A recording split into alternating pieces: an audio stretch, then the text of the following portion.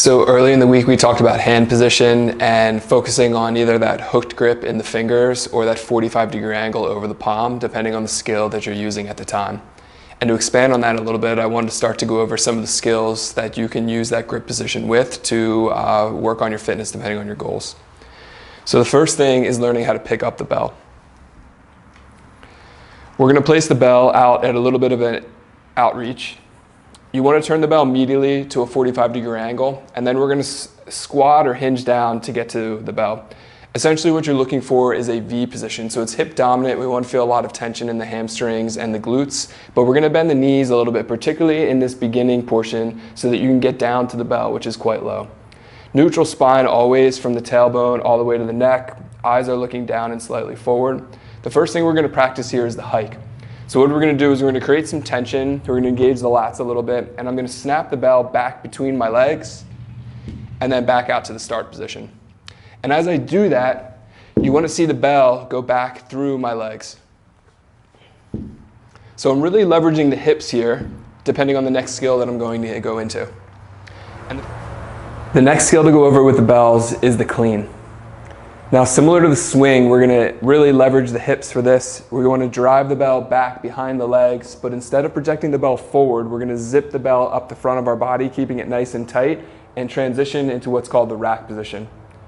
The rack's an important skill because it's a transition from a lot of other skills, like a racked squat, an overhead press.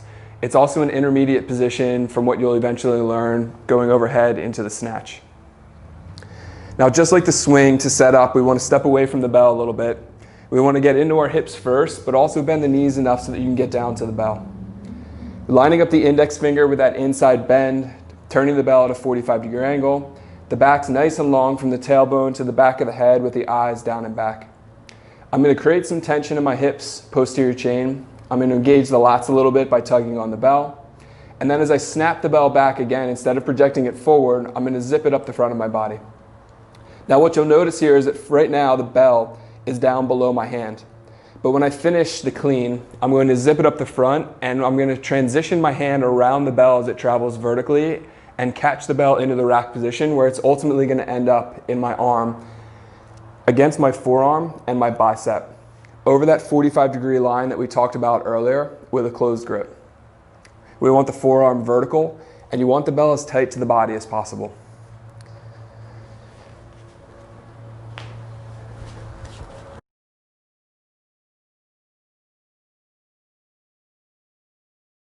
Now the clean is an interplay of power from the hips, but then a float at the top. Or essentially what we want to do towards the end is punch the hand through at the top. So after we generate that power first, it's going to kind of stop right around the hips, float up a little bit, and that's where we're going to travel around the bell. The bell's moving vertically, and we're going to move our hand around the bell to get it into this rack position. Against the forearm, against the bicep. We talked before, the wrist is straight, the bell's over this 45-degree angle.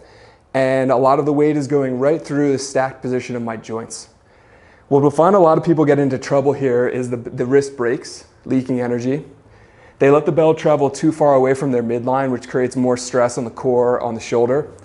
And sometimes we see people get into this like internally rotated position, kind of compensating with some shoulder strength, but at the expense of good position at the joints, and also kind of compromising some of the positions we might go into if we wanted to press from there. Now, from the rack position, we always want to return from where we started. So I'm going to drop the bell. My hand's going to travel around it and over to the top, snap through my legs, and back to the bottom. So some common mistakes we'll see with the bell. One, people try to use their upper body too much, essentially curling the bell, but kind of in a cheat position, hyperextending their back, and putting their arm and their elbow under a lot of stress. So we might see something like this where we don't quite snap the bell back enough, we don't pop the hips forward, stand up enough, but essentially what happens is you have to curl the bell. Another common mistake is grabbing the middle of the bell and or over gripping the bell and allowing the bell to flip over the hand instead of having your hand travel around and punching through the hole at the top. So we might see something like this where the bell flips over and essentially bangs the wrist. So we see a lot of bruised wrists, bang up the wrist as well. In addition to that, when you over grip the bell, typically you're going to over grip with your palm, and you're really going to wear out your calluses and kind of beat them up a little bit like we talked earlier. We'll also see people flip out of this position, again, over gripping and just creating a lot of stress in the hand, a lot of stress in the arm, when this should be a very hip dominant movement, taking advantage of the hips and oftentimes cleaning something that you couldn't physically curl in a strict elbow flexion pattern. Another problem is casting too far away from the body. So we'll see the setup and they'll do too much of a swing out and away and then banging into the body, where we'll see a lot of rotation as a result of trying to decelerate the bell. Same thing on the way down. We'll see cast away, pulling people into flexion, bad posture, and just a lot harder to control.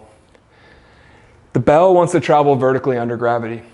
As it's falling, we want to catch it by zipping the hips back or getting the hips back as far as we can, channeling that energy, creating a pre-stretch, and then zipping it up the front vertically, having the hand travel around the bell that's going up and punching it through that top corner, catching it on this 45-degree angle in the rack.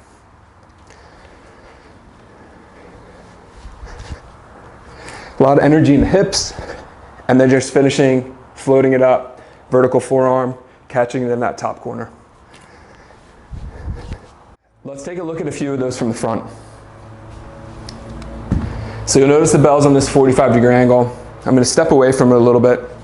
I'm going to hinge down, bend my knees a bit, index fingers on this inside corner. I'm going to tilt the bell, creating tension in my hamstrings, creating tension in my lats. Eyes are down and forward. When I'm ready, a powerful snap back, zip it up the front, and the bell, or rather my hand, travels around the bell and through this hook position. You'll sometimes see people finishing with an open hand to kind of emphasize that punch, or so what some people call the float, where you're just driving the hand into that racked position.